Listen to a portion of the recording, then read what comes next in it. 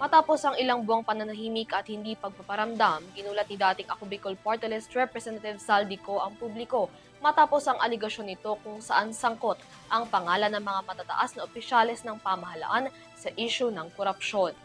Sa kanyang recorded video na inilabas, pangalan ni na Pangulong Bongbong Marcos at pinsan nitong si dating House Speaker Martin Romualdez ang ilan sa mga responsable umano sa budget insertion na naaabot sa 100 bilyong piso.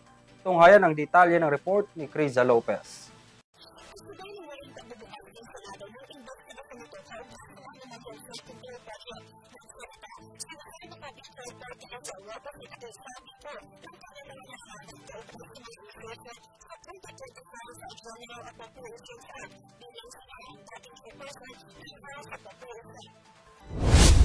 Matagal akong hindi nagsalita dahil may direktang utos sa akin.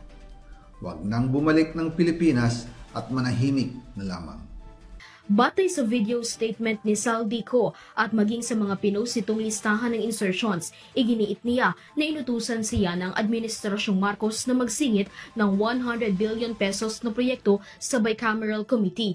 Isiniwalat ni Saldico na nakatanggap siya ng tawag mula kay Budget Secretary Amenna Pangandaman noong 2024 bicameral na nagbaba umano ng utos si President Ferdinand Marcos Jr. na magsingit ng 100 billion pesos para sa 2025 General Appropriation Act. Kinumpirma pa umano ni Saldico ang sinabi ni Pangandaman kay Undersecretary Adrian Bersamin. Pinatunayan naman ito ni Yusek Bersamin na iniutos ito ng Pangulo.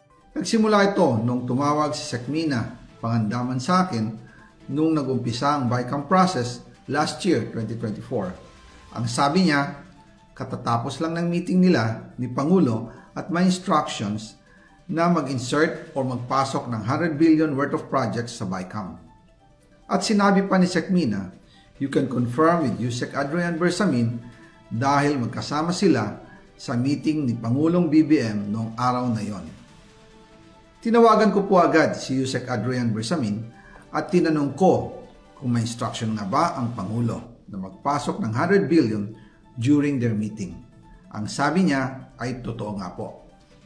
Ipinaalam niya ito kay Speaker Romualdez at sinabi sa kanyang, what the President wants, he gets.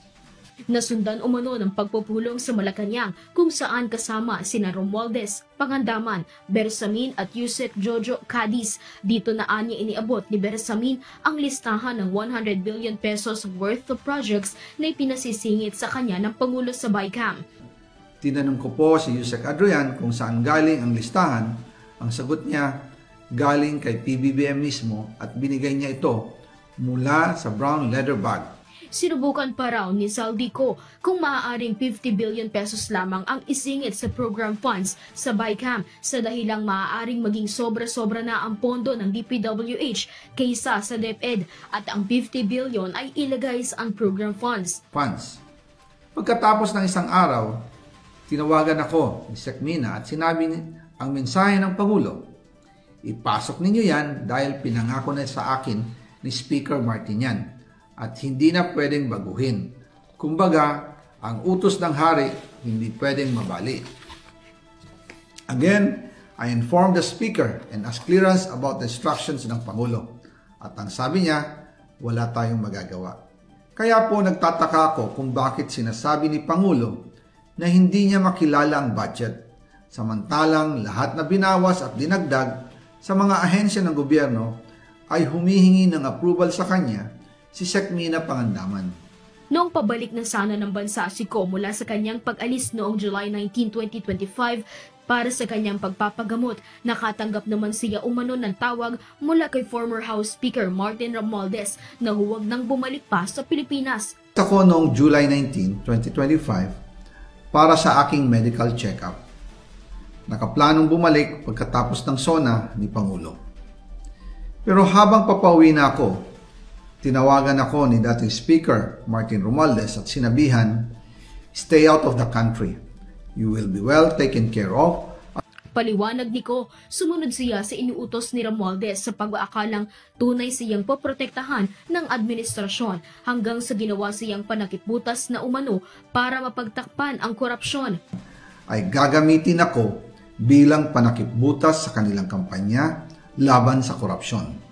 Sa pagdinig ng Senate Blue Ribbon Committee ngayong November 14, hindi dumalo si Ko para imbestigahan na ang manumalyang flood control project. Naghain ng conditional motion si Senator Sherwin Gatchalian na ipasambina si Saldico dahil sa pagliban. Yan ay kung mayroon pang susunod na pagdinig ang Blue Ribbon. Dagdag pa ni Gatchalian, ibabalidate niya ang mga binitawang paratang ni Saldico ngayong araw kaugnay sa insertions na iniutos ni Marcos. Hindi nakadalo si Ko dahil sa kanyang lagay ng kalusugan. Ngunit nang suriin ni Gatchalian ang medical records na ipinasa ni Ko, lahat anya ito ay paso. Git niya, hindi katanggap-tanggap ang excuse letter ni Ko.